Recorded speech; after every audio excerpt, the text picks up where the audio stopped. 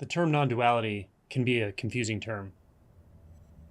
When you first start watching videos about non-duality or Advaita Vedanta and hear the term non-duality, it's almost impossible not to assume that this is a state or an experience that you're going to find sometime in the future, after awakening, after shifts in identity, after stopping.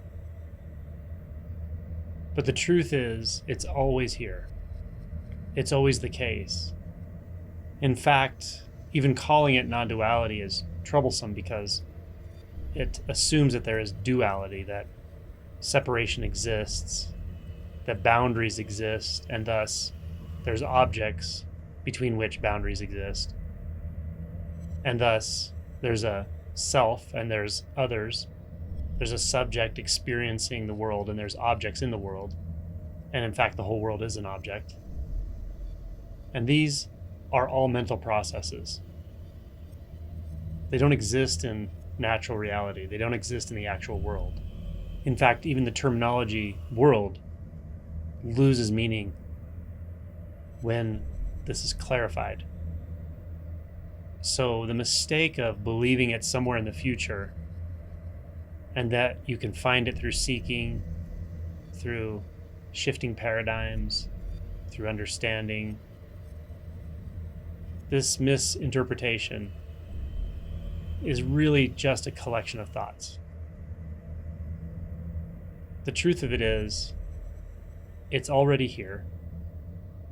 Those thoughts can't make it not be the case. In fact, it's not even an it. What we're pointing to is just reality as it is. It's this moment as it is. And the only reason I say this moment is really to point away from the thought structures. There's nothing you're going to find called the moment. There's not an experience that feels like the moment. This doesn't feel like anything specific. Doesn't mean there's no feeling. It's not a distanced experience. It's just not definable. And it's not even findable, because where are you going to find it from?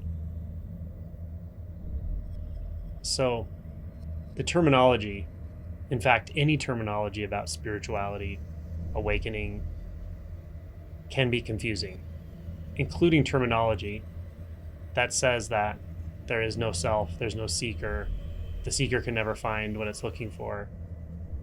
That can be problematic as well, because that can overlook a mental process that just continues to operate, that adopts a sort of negative identity, the identity of not having an identity. And yet the structure of the sense of being a self with a center, being the subject in a world of objects and experiences and events, can remain completely intact. So if this is about anything, it's about relinquishing your hold on all of the beliefs that keep you oriented to the storyline of yourself, your world, your life, including the storyline of your internal experience, what you're avoiding, what you don't want to think about, what you do prefer to think about, the sense of there being some big secret or big center part of yourself that you don't want to look at or don't want to reveal. Being congruent with all of this, seeing that that's what's there, that that's what seems to be happening, and then also seeing that's all thoughts. Being willing to continue to ask yourself, what is this moment like? What is this right here, right now? What is this like when the belief of someone who knows something about spirituality is dropped away? What is this like when the sense of being someone who has a spiritual past is dropped? What is this like when the sense of being stuck is dropped? The thought of being stuck. I always get this far in self-inquiry, then I get stuck here. okay, that's an identity or an apparent identity, but it's a thought. So now if that's dropped, what's here? You may get to this raw mode of experience, just the sounds, the visual experience. Then you can ask, what is this like without the belief that there is something in front of my face that has a name, has a label? It's called a screen or a dog or a tree or a door. What is this right now? What is this experience like when I drop the need to believe that that's an object out there, that there's an out there, that there's something in here perceiving it? Now what is it like? And then perhaps a fear comes or emotion comes, disorientation. Now what is this like when I let go of the idea of disorientation or the idea of fear right now? What does it feel like when I let go of the idea of the one that's in fear?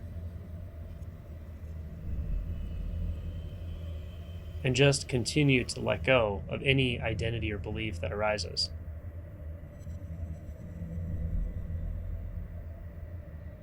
This is how you drive your attention deeper into the immediate experience. What happens when I let go of the one who thinks it's going to wake up? Completely. Let go of it. What if I let go of the one who knows about awakening or knows how to do it, has read about it? Now, what's it like when I let go of the one who thinks they don't know about it, thinks they don't understand it or don't get it? Awakening, spirituality, non-duality. I let go of that identity, that view, that position. What is it like now? This kind of ruthless willingness to undermine identity structures is the way in. It's the process that works. If your mind says, well, who's doing this? Who's doing the inquiry? Because you've heard that in videos. Notice that skepticism. That's a thought. That's another identity. What's this like without that identity? What's this like without the memories of any non-duality videos you've watched or books you've read, teachers you've listened to, teachers you've interacted with? What is this right now like without any of that?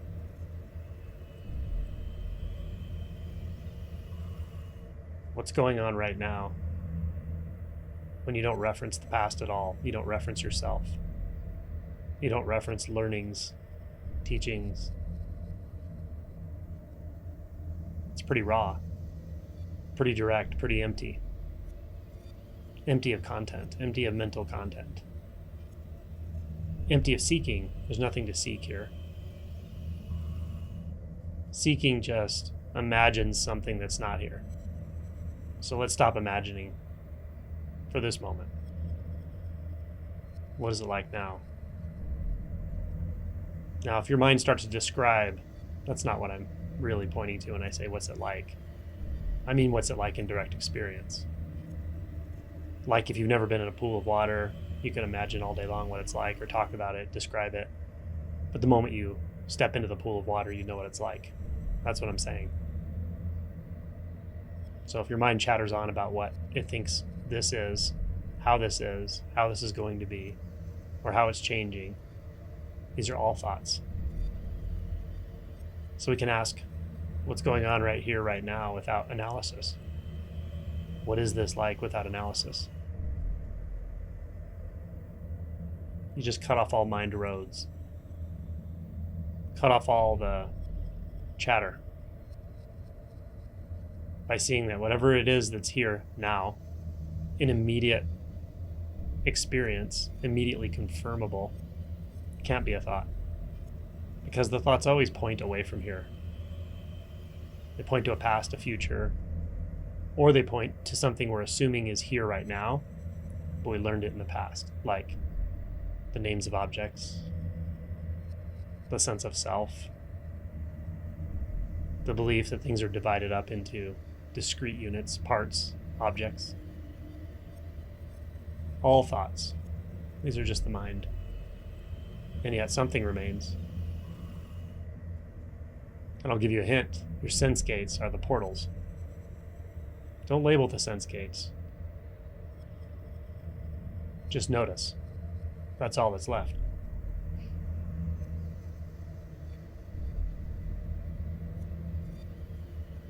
So here's your opportunity to remain in only what is,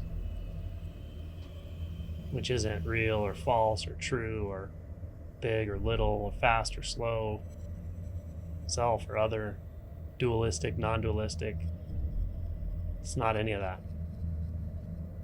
And yet, here it is. That's the ticket to reality. Being ruthlessly honest about what you're experiencing. And the way you're honest about that is don't talk about it to yourself. Don't talk about it to others. Just inhabit. You may never be able to explain this to anyone. You will never be able to explain this to anyone. You don't need to. It's your birthright. So just let all the narratives go. Let them be washed away by wave after wave after wave of inquiry. And inquiry just says, let's look at what's not here. The past that's not here, the future that's not here, the identity that's not here. And then what is here, what is, will make itself very obvious. That's all there is to it.